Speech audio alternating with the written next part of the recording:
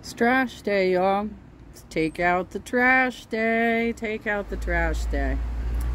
I'm just trying to catch up because I think a couple of live streams behind. And Unicorn Pondu is really good at leaving some space for tag-alongs like me to use as base content. Plus, he's funny. He's funny as hell. I love watching his channel. This is only a 12-minute, 44-second long video, so let's see what we can do with it. Dancing in my chair. Well, hello everybody, how are we? My name is Unicorn Pondu. Welcome back to another video. And Chantal uploaded another mukbang, not super surprising. It's called Sushi and Chit Chat About Losing Friends. Which, I don't know why we're talking about this, but I guess that's her... Well, she's lonely. She's lonely. She doesn't know how to make friends anymore. She's internet addicted. And doesn't know how to, walk out of her apartment and actually, like, mingle with her neighbors or anything like that. So, she doesn't get any social interaction in real life, really. And I doubt Salah's around because of the amount of time that she's spending live streaming, the weird hours she's keeping. Doesn't seem like he's there. So, generally when people have insomnia, it's because they're inactive and they're depressed. Those are like the two main reasons you're going to have insomnia. Now, there could be other reasons that you might wake up in the middle of the night, like pain. But I don't think that's what's going on here with Chantal. Now, I am not a psychologist or a psychiatrist, but her pain symptoms are not consistent with sciatica based on what she's describing. She is not getting regular treatment from a physician who is following her case. And she is making up wild stories of getting pain shots and stuff at a drop-in clinic. Okay. So, she, on another recent live stream, said that she has friends. She talks to them on the phone. She talks to them online. Okay. Well, so you don't have any friends in Kuwait yet? You've been living there for like a fucking year. You haven't met anybody? Alright, let's go. Prerogative? I don't know, but I guess let's see what Chantal has to say today, shall we? You already had your chicken and vegetables. Alright, so I'm having sushi today.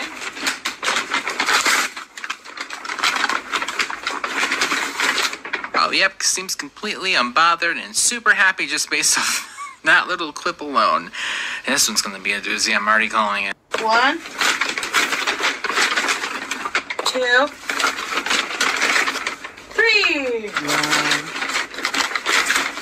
Diabetes! Yep. Just wanted to remind you. Welcome back to another video. This is like the type of meal that one of those samurai warrior... No, what are they called? The wrestlers. The Japanese wrestlers that are like super overweight. They use their weight to actually battle. I don't know if this is still even going on or if like it got banned or something. I'm not sure. But I remember seeing, I guess, what you would call a mukbang from somebody like that back in like the 90s or something. And he was eating a bunch of sushi like this. And it looks like basically a very similar serving size. Wasabi, I won't be needing that. I hate it. Oh, they gave me soy sauce, but I have a cup of light soy sauce, which I don't like. So good. I bought it when I was trying to... Why? I mean, it really doesn't taste that much different than regular soy sauce, and it is better for you. It still has a lot of sodium in it. Fuck's sake, Chantal. Be super healthy. Anyway. While eating sushi with diabetes. Mm-hmm. Mm-hmm. I like the full salt one. Too bad. All right. Not that I'm not trying to be healthy, but you know what I mean. Okay, so this is my favorite sushi because they don't use like nori seaweed. They use like a soy wrap. Probably not even totally sushi. Everything is fried and has hot sauce drizzled on. But you know. That sounds kind of gross, actually. I mean, seaweed is part of the best part for me, but okay. Alright, so let's set this up and let's get to business here. Let's talk some stuff. Let's talk some smack. No, I'm kidding. I'm not talking smack. I'm trying to be a nice human being, so I think a lot of you should try to do the same. Girl, I don't think we even need to be hearing that from you. Come on. You have all sassily saying, like, well, maybe you guys should try it too. Ma'am. Oh my god, even. Let's do a nice human being challenge. No, I don't want to be nice. What did I tell you? It's gonna be an interesting one. Wow. Right? A lot of you are going to say that because it's cool to be mean. Maybe when you're 16. But when you're an adult or a grandma, there's some mean grandmas online, I'm telling you. Okay. Who are you referring to, Chantal? Which mean grandmas are you coming after? It's just cooler to be nice, okay? Okay. I'm being mean to my cat by not giving her any, but she had her chicken and vegetables. Alright, so that's all done. And I have water to drink. Mm-hmm. So, bismillah. Alright. This is crispy crab and something else. This is shrimp fried. Yeah, it's cooked. Okay. So when we get to the end of this video and they're talking about raw fish, totally inapplicable to this conversation. That is cooked. All shellfish from sushi joints is cooked. Tempura shrimp with cucumber and carrot. So I wanted to something was on my mind when I think of sushi. It reminds me of the sushi place I used to go to with a really close friend of mine. It was like, we would go there pretty often. It was like an all-you-can-eat sushi place where I'm from. They didn't have only sushi. It was like maybe $27, and they would give you a menu. And you write down the items you want, and it's unlimited, all you can eat. So, don't show people your fanny. She's mooning you guys.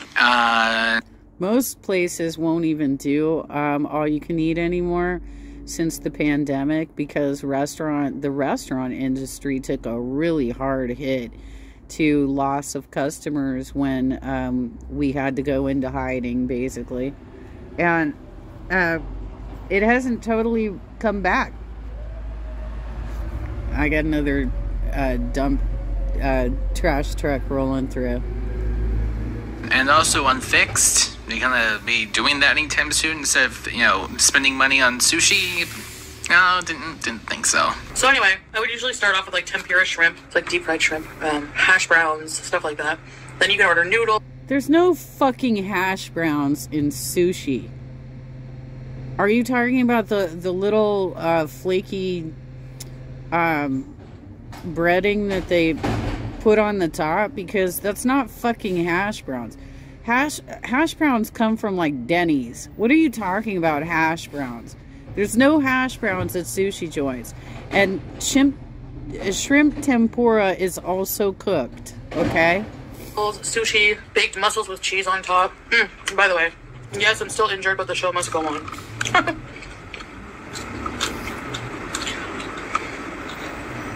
By the way, she has a cholesterol problem. She should not be eating shrimp.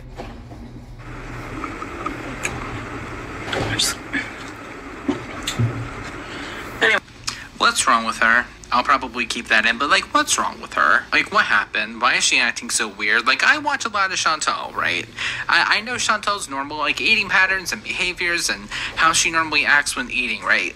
This is weird. This is reading a lot weirder than usual, and that's really saying something because it's Chantal, I'll be honest here. I can't put my finger on what yet, but whatever it is, it's something else. Anyways. So, I used to go with this really close friend. And also the blinking. The blinking is, she's blinking. Yeah. That's for sure. Mind that I've known. Yeah, the blinking indicates that she's about to tell us a whopper. Alright, let's see what you got to say.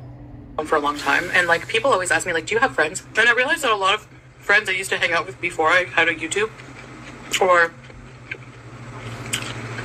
at the beginning when I had a YouTube, I still hung around with them, but My friends in Canada, I don't really talk to anymore.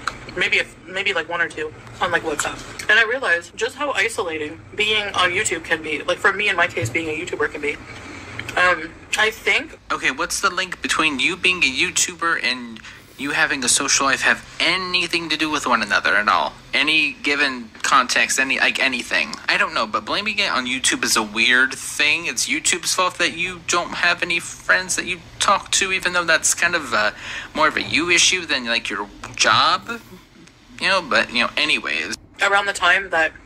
Yeah, seriously, wouldn't it be a little bit more about like the kind of lifestyle you were leading in Canada? Like, weren't you, doing a lot of drugs by your own testimony, and hanging out with some pretty shady people?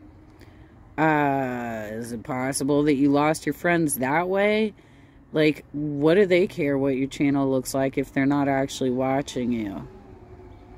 A couple years ago, around the time that I was going through like deep addiction and just like being in an abusive relationship and everything, I kind of started isolating like more and more, and I think just grew. It's not that I necessarily am not friends with them. Nothing happened. We didn't fall out. It's just that I just became so consumed with YouTube, and I think that for them, like I think even one friend admitted to me like it was kind of awkward for them that like because they would like see. Like, for example, I think like this one friend tried not to watch my channel because for her, it was kind of awkward, like, it was like, she felt like she was invading my privacy just by watching it, because I wouldn't even talk about these things to my friends. I've said that before, I don't like unloading on people in my real life. When I would go out with my friends, I just wanted to have fun, eat sushi, go to a movie. So you just trauma dump on your audience instead? Okay, alright. Go to the mall, talk about anything else. I mean, whenever I was working in an office, we would always just gossip about our work or whatever, But at one point, my channel just became very dark, and I talked about everything with like online with you guys, and I didn't want to talk more about it to my friends, I don't know. It's just a totally different vibe in real life friends, and we just grew apart. Like, I don't know if that had a lot to do with it, but I think it did have something to do with it because, and a lot of those people, it's not like I had a ton of friends anyway. I had like maybe two really good friends that I don't talk to anymore. I don't know, I haven't heard their side of it, maybe a little bit, but I know for some friends, for some of them, it was like they were also kind of, they saw how like people would, trolls or people would like invade my real life and try to ruin it and stuff, and they were kind of like afraid of that, So is she homesick? Is that like the thing? Girl, go back home. You're obviously like not happy here. Like, that's very abundantly clear, especially whenever you would see her in like, I don't know, like a live stream or a pre-recorded video. There was like a twinkle behind her eyes, and like her personality came back out, and she was having fun and driving around. But whenever she got back here, like everything just went downhill even further. Like, she's not happy. I don't know why she came back to Kuwait. Probably just to, I don't know, prove a point, whatever the case might be. But like, girl, just go back home. I know, and on top of it, she could totally have like a private Facebook account where she only adds her friends, and that way she can stay in touch with them, see what they're up to. I think the part of the problem here is that she's so selfish and narcissistic that she doesn't care about talking about what's going on in their lives. It's all about her and what's going on in her life, And the blinking again. Yep. You can say, well, if a friend is not going to want to talk to me just because I'm going through tough things and stuff like this, then they're not real friends. But I don't feel like I was a real friend either, because I didn't do anything really much to maintain the relationships.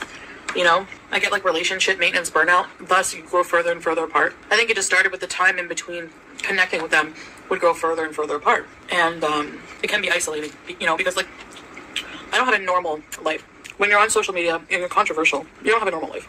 Well, you chose to be controversial because it got you more money. Like, remember, like, especially back in those early videos that you deleted, like, oh my gosh, I'm a beauty influencer, tee-hee, tee-hee. But then that didn't work, so you decided to eat. And then whenever that decided to dry up, or maybe you saw more money elsewhere in being controversial, that's when that really ramped up until you decided one day that you were going to go to Kuwait and marry some random man that you've never met before. Yeah. And now we are here. And they're totally, have normal lives. I don't know. I think at just some point, I really don't know. I know this looks like a lot of sushi, but I don't find sushi filling at all. I find it's like one of those foods you could just eat and eat and not get full. I don't know why. To be fair, I mean, I know I have her sped up a bit, but like, if you slow down and like really let your body be able to, you know, register that you're eating something, as a fast eater myself, I would know. Yeah, girl, of course you're not going to be able to know if you're getting full or not because you're hardly chewing it. I get full eating rice, but not when it's in sushi form. Also, with mental illness, Wow, I can't, dude. When I go to a sushi bar, I will generally get a crunchy shrimp roll, which is shrimp tempura.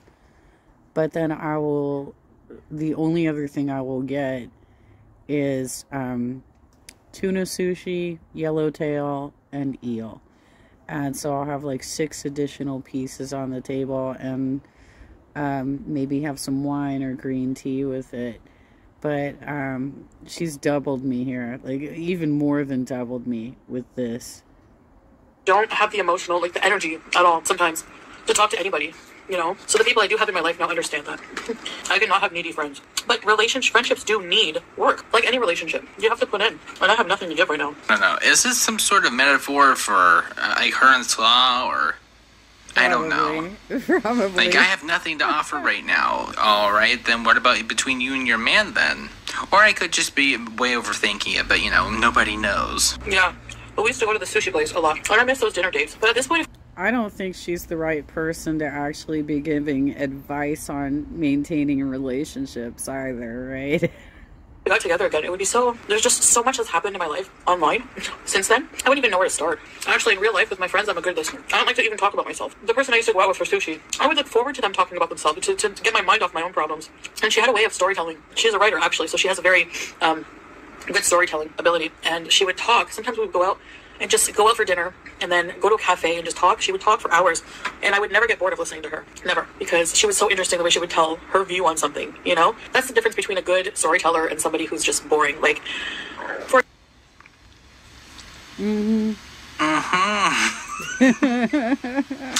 Yeah, don't say. Well. Golly gee. Okay.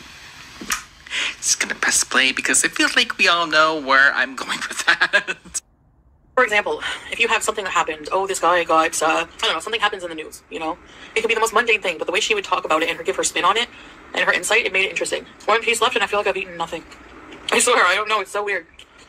But I know Well, I mean, you have an ED.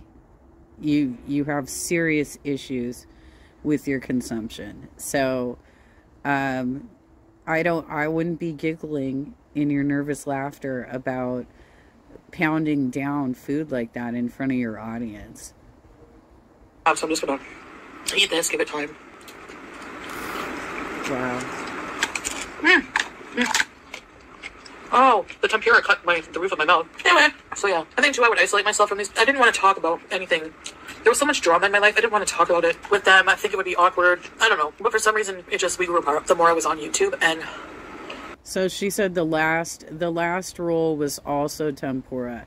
So everything she had on the table was fried shellfish. There was no actual sushi on that table. It was all fried, cooked meat. a lot of that's my fault. It's probably 50-50. Takes two to tango in relation. It's probably my fault, but you know, it's 50-50, huh? Right. Anyways. Friendships are relationships. Friendships, romantic relationships, whatever. You know? Okay. So. And I think it's because a lot of the things I would open up to you guys about, like the TMIs, are things I never really talked about with my real life friends. A lot of things. Some things yes, some things no. Especially how I'm deeply feeling about something. I just always found it easier to do that on camera. It's so weird than face to face with someone. I guess it's just like people being anonymous online and saying what they want. You know, people feel comfortable coming here calling me a fat piece of crap. They would never say that to my face. Maybe some people would, but yeah. Most people feel more confident when they're anonymous, you know? I don't doubt that, and especially based on one of other Unicorn Pondu's shares of a horrible email that she received, I don't doubt that she gets some pretty nasty comments and some ugly, unnecessary feedback that is really hateful. And I don't think that's helpful to her. I mean, sure, she's got a really ugly personality. She's got an ED that is putting her health at risk. She's in terrible shape, obviously, all across the board. But I don't think sending her hateful messages like what I saw on Unicorn Pondu's channel is the way to try and influence the influencer, if you will. She's got to make this decision on her own, or her family needs to actually intervene, like do an intervention and say, look, you got to go to rehab, girl.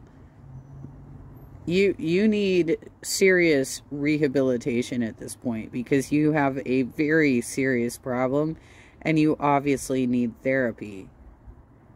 Anyway, I guess that's it.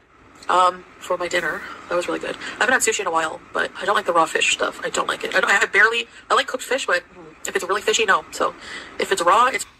But, like, what about all of the mukbangs that you've done with fish? And, like, oh my gosh, I love fish, guys. Yeah, it's so good.